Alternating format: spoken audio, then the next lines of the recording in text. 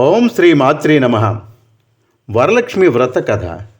ఒకనాడు పరమేశ్వరుడు కైలాసగిరి యందు సకల మునిగణ సంసేవితుండై ఉన్న సమయమున పార్వతీదేవి సవినీయంగా, ప్రాణేశ్వర, స్త్రీలు సకలైశ్వర్య సంపూర్ణలై ఉండుటకు ఆచరించదగిన వ్రతమేదియో సెలవీయండని కోరెను. అంతటా పరమేశ్వరుడు, దేవి, వరలక్ష్మి వ్రతమనున్నది స్త్రీలకు సౌభాగ్యమసంగును. దానిని శ్రావణమాస శుక్లపక్షమందు పౌర్ణమికి ముందు కావచ్చు శుక్రవారం నాడు చేయవలను అనెను.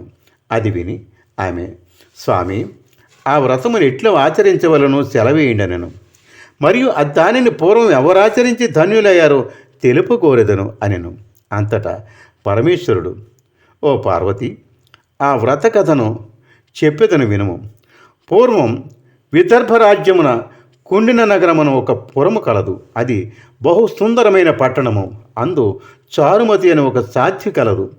ఆమె సద్గుణములకు మెచ్చి ఆదిలక్ష్మి ఒకనాడు ఆమెకు స్వప్నమున ప్రత్యక్షమై ఆమెతో, చారుమతి, నీ సద్గుణములకు మెచ్చి తిని నీకు వలయ వరమ్మును వశంగా తలంపు నాకు కలిగను.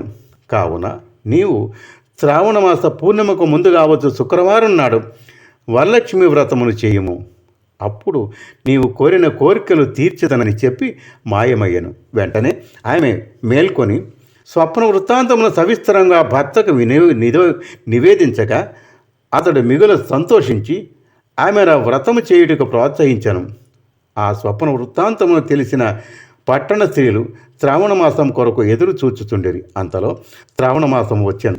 అంతటా చారుమతి వారందరితోనూ కలిసి నిర్ణీత దినమున స్నానమాచరించి ఒకచోట ఆవు పేడతో అలికి బియ్యంతో మండపం ఏర్పరిచి అందు వరలక్ష్మీదేవిని ఆవాహనం చేసి సాయంత్రమైన తరువాత అధిక భక్తితో లక్ష్మీం క్షీరసముద్రరాజతనయాం శ్రీరంగధామేశ్వరీం దాసీభూత సమస్త దేవవనితాం లోకైకదీపాంకురాం శ్రీమన్మంద కటాక్షలబ్ధ విభవత్ బ్రహ్మేంద్ర గంగాధరాం త్వాం త్రైలోక్య కుటుంబినీం సరసిజాం వందే ముకుంద ప్రియాం అని స్తుతించి 9 పోగుల గల తోరమును కుడి చేతికి కట్టుకుని యథాశక్తిని లక్ష్మీదేవికి వివిధ ఫలభక్ష్య పానీయ పాయసాదులు నైవేద్యంగా సమర్పించి ఒక ప్రదక్షిణం చేయుసరికి గల్లు గల్లును ధ్వని వినవచ్చుడచే వారు క్రిందికి చూడగా వారి కాళ్లకు గజ్జెలు, కంచెలు మొన్న ఆభరణములు కనిపించెను.